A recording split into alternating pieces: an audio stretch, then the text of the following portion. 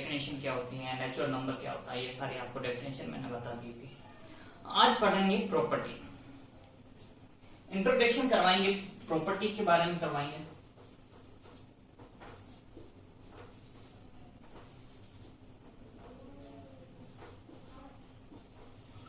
Introduction, तो property के बारे में इंट्रोडक्शन करवाएंगे। तो उसमें से क्या होता है, फर्स्ट में मेरे पास आती है क्लोजर प्रॉपर्टी। कौन सी आती है?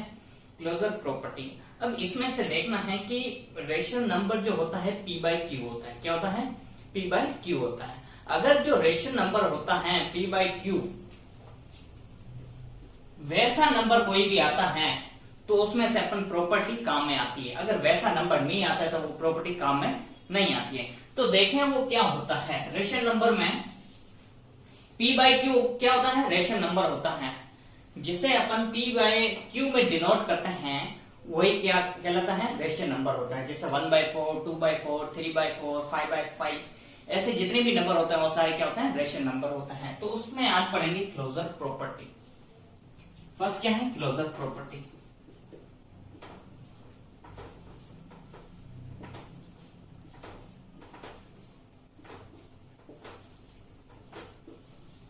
क्लोजर प्रॉपर्टी क्या होती है? इसमें से टोटल प्रॉपर्टी कितनी बनती है? एक एडिशन के लिए बनता है, एक सब्ट्रैक्शन के लिए बनता है, एक मल्टीप्लाई के लिए बनता है, एक डिवीजन के लिए बनती है। तो प्रॉपर्टी कितने टाइप की होती है? इसमें जो मान के चलते अपन ए है, इसको माना ए, इसमें से कंडीशन बनती है। फर्स्ट मेरे पास बनती है एडिशनल के लिए। किसके लिए बनती है? एडिशनल के लिए। फर्स्ट है एडिशन।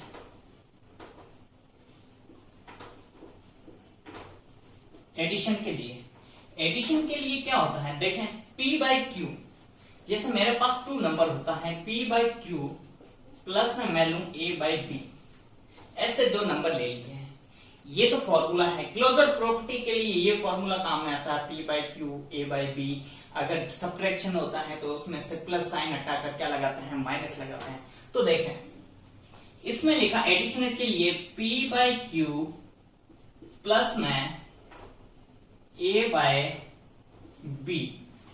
अब इसमें से एग्जांपल लेकर देखें आप। एग्जांपल लेना है कि अगर मेरे को प्लस करने पर प्रॉपर्टी P बाई Q में आती है तो वो क्या होगा? रेशनल नंबर होगा। तो मैं कह रहा हूं कि P में मैंने लिया 1/2। क्या लिया? 1/2। तो प्लस में ले लिया 3/4। अब देखो P बाई Q के लिए क्या लिया? 1/2। A बाई B के लिए क्या लिया? 3/4।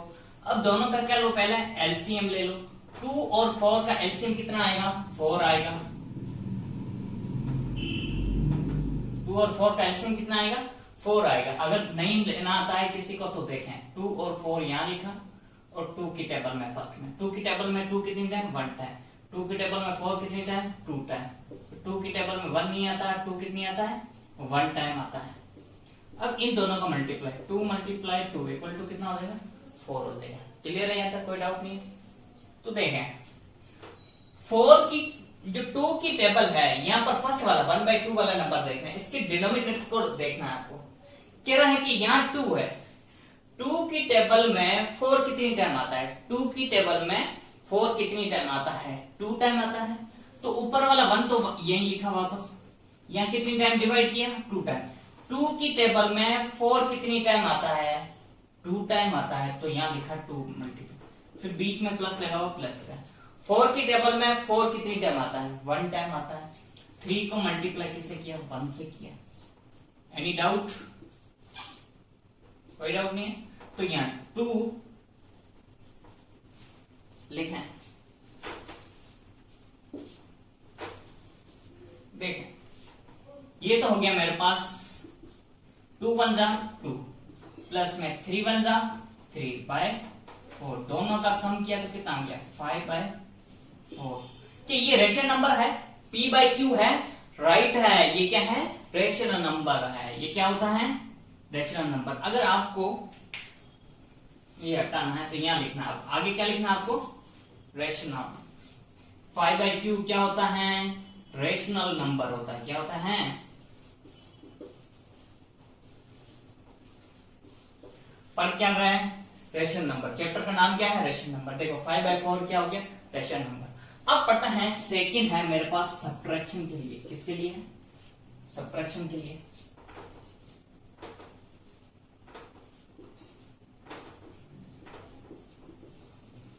सब्ट्रैक्शन के लिए देखो P/Q, यहां लिखा P/Q, यहां क्या लगाओगे? प्लस की जगह पर क्या लगाओगे? माइनस लगाओगे। ये हो गया सब्ट्रैक्शन। एग्जांपल लेकर देखें।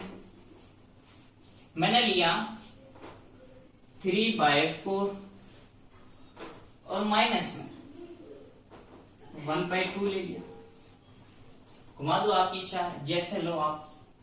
अब देखो जो क्वेश्चन करवा रहे हैं आपको, इसमें से सारे क्वेश्चन इसके अकॉर्डिंग, जैसे फर्स्ट में एडिशन करवाए तो इसके 4 एग्जांपल अपने आप को करना है, आपको करना है 4 एग्जांपल और इसके अलावा।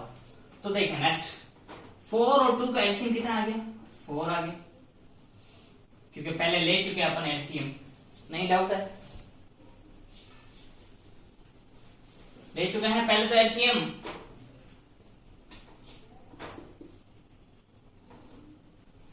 तो तब पता है 4 की टेबल में 4 कितनी टाइम? 1 टाइम। 3 को किससे मल्टीप्लाई किया? 1 से। माइनस लगा हुआ, माइनस लगाया। 2 की टेबल में 4 कितनी टाइम? 2 टाइम। 2 की टेबल में 4 कितनी टाइम? 2 टाइम आता है। यहां लिखा 1 को मल्टीप्लाई किससे किया? 2 से। इक्वल टू में 3 1 जा 3, 1 2 जा, या 2 1 जा 2 अपॉन में 4। 3 में से 2 गया पीछे, 1/4। तो क्या 1/4 P/Q के हिसाब से है या नहीं है? तो ये भी क्या होगा? रेशनल नंबर होगा।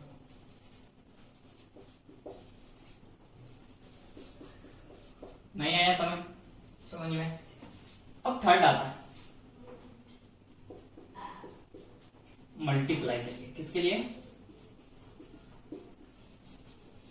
मल्टीपल के लिए। मल्टीपल के लिए कैसा होगा?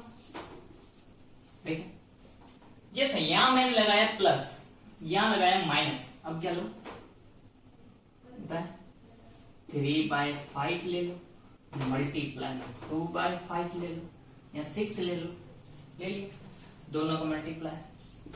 ऊपर का मल्टीप्लाई ऊपर से मत, न्यूमिनेटर का न्यूमिनेटर। 3 2 जा और 5 6 जा, 3 2 जा 6, 5 6 जा 30। इक्वल टू में क्या लिख सकते हैं इसको? Rational number. होगा या नहीं होगा? देखो 6/30 दिख रहा है, तो रेशनल नंबर P/Q में। लास्ट आती है आपके पास डिवीजन के लिए। इसके लिए डिवीजन। अब पहले तो क्या लिया था? पहले लिया प्लस, उसके बाद माइनस, फिर मल्टीप्लाई। अब क्या लेना है? डिवाइड। जैसे P/Q में डिवाइड करना है A/B का। क्लियर? P/Q की जगह पर कुछ भी लें, 3 कुछ भी अलग अलग ले लें, 4/2 ले लें। डिवाइड में 7/3 ले लें। अब डिवाइड का साइन हटाना आपको। जब डिवाइड कर रहे हैं तो डिवाइड का साइन हटाना है। साइन हटाने के लिए 4/2 जैसा है वैसा ही लिखो। फिर इसको डिवाइड हटाया, क्या लगाओ? मल्टीप्लाई लगाओ। अब जब मल्टीप्लाई लगाते हो पता है कि डिवाइड चेंज हो गया, किसमें आ गया? मल्टीप्लाई में। तो ये जो आगे वाला नंबर है 7/3, ये उल्टा हो जाता है। 3 ऊपर आ जाता है, 7 नीचे आ जाता है। क्लियर है यहां तक? अब क्या होगा? 4 3 जा 12, 7 2 जा 14। क्या ये भी रेशनल नंबर है या नहीं है? Is it clear? कोई डाउट नहीं है? यहां तक कोई डाउट नहीं है? क्लोजर प्रॉपर्टी के लिए addition, subtraction, multiply, division, 4 property अपन ने आज पढ़ी है। 4 टाइप की प्रॉपर्टी सारी। देखो सारे में क्या आ गया है? Rational number, rational number, rational number, rational number. तो क्लोजर प्रॉपर्टी जो होती है वो आपको रेशनल नंबर के लिए वो यूजेबल होती है। क्लियर है? यहां तक कोई डाउट नहीं है? Okay bye, thank you.